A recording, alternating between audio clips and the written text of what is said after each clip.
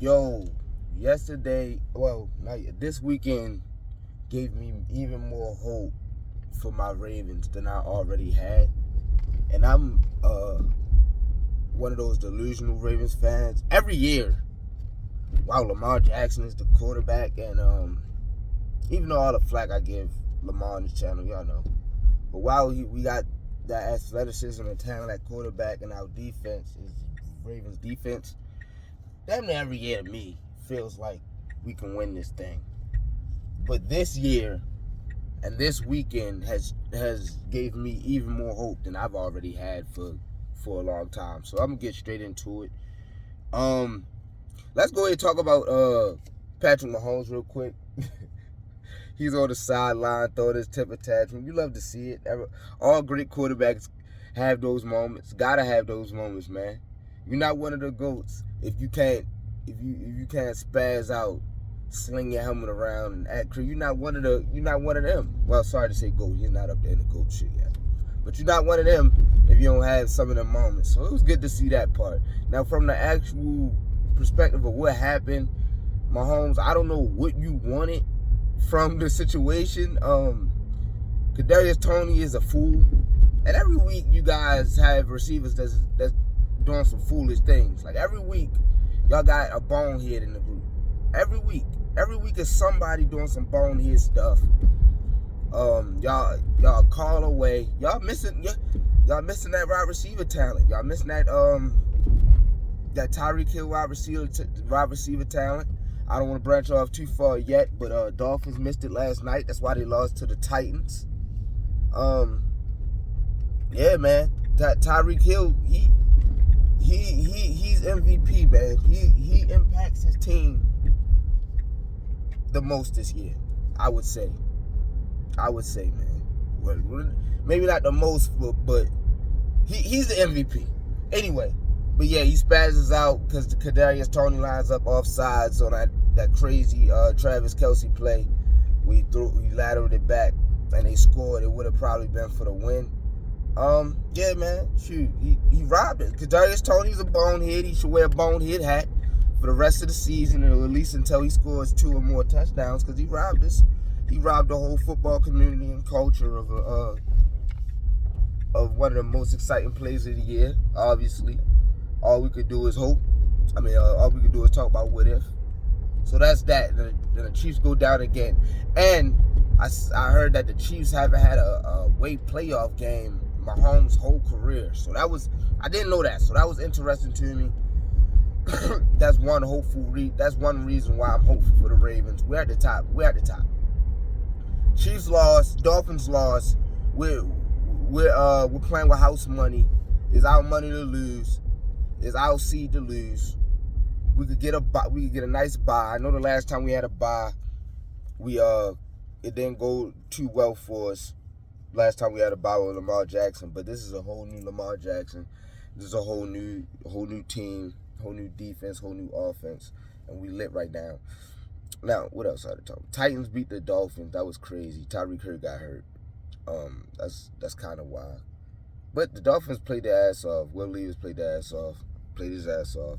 Giants beat the Packers to stop the love roll train. And you know what, man? A lot of that happens a lot. It just happens with the happened with the Texans too. They lost to the Jets. But sometimes, man, when you're on a roll like that, sometimes you just get humbled. The team come along, they got your number that day. Everything don't go right. Maybe a couple mistakes happen. They make a couple big plays, and bro, they get you. The Jets wore the Texans out. Gave them a nice old-fashioned tail whipping. So it be like that sometimes, man. But I'm just a Ravens fan. We could have lost yesterday. It was getting brutal. Action Jackson drove down the field. That throw to Zay Flowers, pristine. That throw to Zay Flowers gave me all the hope I needed. Pristine. Because it showed me, all right, rather we seen it in a huddle before the play, during that possession, whether you seen the opening, or however we seen it, we caught on to what was happening. Aguilar played decoy, and he fitted right in between the safety in the corner. It was pristine for a nice touchdown pass to take the lead. Now defense ended up giving up a field goal to go overtime, and we got that crazy kick return with no Duvernay. See, and this is what gives me hope.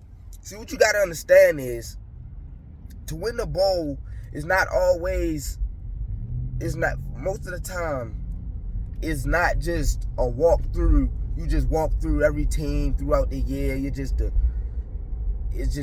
just looks guaranteed. No ifs, ands, or buts. Bro, you get tough games from tough teams, from teams you might not have even thought would have been as tough as how they played you. This has happened. But the results of that game is what helps build the team morale, build the team character, build the team heart. Because that's really what the Super Bowl is about. Of course, talent. Of course, talent. You ain't getting there if you ain't got a certain amount of talent. Of course, we know this.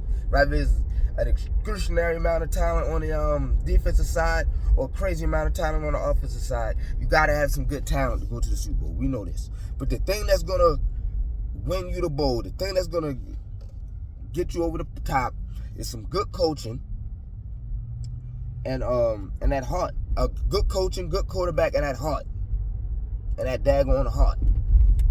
Sometimes it take one of the two. Sometimes it take one of the three. Sometimes it take two of the three. Sometimes it take all three. But you gotta have those somewhere in there. And this team showed heart when it was getting rough. They scored on us and took the lead. We did exactly what a winning team is supposed to do. We marched down the field. We scored. We took the lead. The defense was in a couple bad positions, even though we didn't play our best games. Being in those bad positions, we got a major stop in overtime. We held them to 3. Who says we have to hold them to 3? They're cooking with hot grease. They're cooking up something nice in the kitchen. They got a whole buffet yesterday. That rookie Nakora, whatever his name is, cooking up. Cup finally came back to life yesterday against us. So shoot, we didn't have to hold them to 3. They could have went all the way and just won the game. But we held them to the 3, tied it, take it to overtime. We got the stop, and on a punt, Tylen Wallace, who don't even usually be on punt return, Duvernay's hurt, he runs it back. That's the crazy things that happen in a winning situation. When you about to win that bowl, things like that just happen. Like, you just find a way to win. Like, sometimes you just find a way to win. And when you got these crucial games coming up, Dolphins, Jaguars, 49ers, and the Steelers, it don't matter what the final score is. We got to find a way to win. So Sunday gave me all the hope I could ask for. I don't know when we won the Super Bowl back when Joe Flacco was there. Shout out to Joe Flacco. 3 touchdowns. This ain't all the outcomes, or this ain't a beat the odds episode, but that was going for plus 1,400. If you would have put my man Joe Flacco down, all you had to do was throw $20 on it. You could have won a couple hundred. Shout out to Joe Cool. We might see him in the playoffs. I don't want to. Y'all know how he get in the playoffs. He might be on it. Y'all know how Joe Cool get in the playoffs. Anyway, that year when we won with Joe Flacco, we had that game. I think it was against the Chargers. It was like 4th and 27. We needed to win the game. Joe Flacco crazy ass dumps it off to Ray Rice, and Ray Rice go and gets us 27 yards. Anquan Bolden with a crazy crackback block, gave him just enough more room to squeeze in for that first down. That was crazy. But it was our time. It was that year. However we needed to get it done, we got it done. And I think this is another one of those years. When we talk about the 49ers, can we see the 49ers in the Super Bowl? Mark this video down. We will murder them. I think we about to have a brawl with them when we play them. And I know we coming out on top. We see the Dolphins in the playoffs. we beating them. Tua ain't beating us without Tyreek. We just gotta find a way to eliminate that boy Tyreek. Easier said than done, but we're gonna find a way. That defense is stout. Don't let last night fool you. We're coming off like 13 days rest. It happens. It happens. Don't give up on the defense. Hey, Marlon Humphreys, keep playing out there, man. We ain't mad at you. They fake mad at you, Marlon, but we ain't mad at you, man. I got all the hope. I know the defense gonna snap back next week. I ain't even tripping. The Rams, they got a high quality offense. Cooper Kupp, Kyron Williams, that rookie Nakora. They got a high powered offense. Kyron Williams was going crazy. Cooper Kupp been sleep, but I mean, we know what Cooper Kupp could do. He finally woke up. It happens. So we got that stout defense. Oh, I wanted to say, now this is my theory. Before you even get mad and spaz out, this is my theory. Now we're coming off a lot of days rest, 13 days, whatever the hell. We threw it 41 times. Lamar had 11 rushes. Most of those rushes weren't called runs. Like, they weren't run plays. They weren't supposed to be run plays, most of the rushes. I'd say he had, 4 run plays, design run plays. Other than that, it was from him dropping back. So that means he dropped back to throw it around 50 times, man. Around 47, 50, something like that. So anybody got the stat check me. Something like that, man. That's not our game. I know Lamar can throw. We wanna use the weapons. We wanna get the weapons going. But that's just not our game. Let's put the ball on the ground. Let's keep putting the ball on the ground. Let's get Gus Bus his carries. Let's get Keaton Mitchell his carries. Let's get Justice Hill a few carries. Let's run the ball, and then we can set up design runs with Lamar. Then from there we can set up play actions, run pass options, read pass. Like, it's from you establish that run, it just opens up a can of worms that no one's gonna be able to cover. No one. When we got Zay Flowers playing out of his mind, he's a dog. He's not. He's a little person. He's like Hollywood as far as his size and stature, but he's not small. That's a big boy inside that little body. He's throwing people off. He's juking. He's trying to bowl you over. He's trying to get every first down, every inch, every centimeter he could get. He's going for it. So when we got that, we got Odell playing how we playing, getting in where he fit in, how he does. Aguilar and Bateman, they catching the ball. Like, we got the weapons to do it. So I think we came out slinging it this game to kind of throw the league off, get us back warmed up, get the receivers back warmed up, get Lamar arms stretched out. And I think in the next few weeks we go back to our game plan, smash mouth ball. Because that offensive line is playing great right now. Linderbaum, oh my gosh, can't say enough about Linderbaum. But he played so well that I forgot about that bonehead play he had with the when he snapped it across Lamar Dagon's face before he was ready, and we got the safety. He played so well that I forgot about that. Shout out to the O-line, man. Aaron Donald still no sack on Lamar. He was thirsty for it. That's the only quarterback in the league only starter he don't got a sack on, which is crazy. No sack. Held Donald to no sack.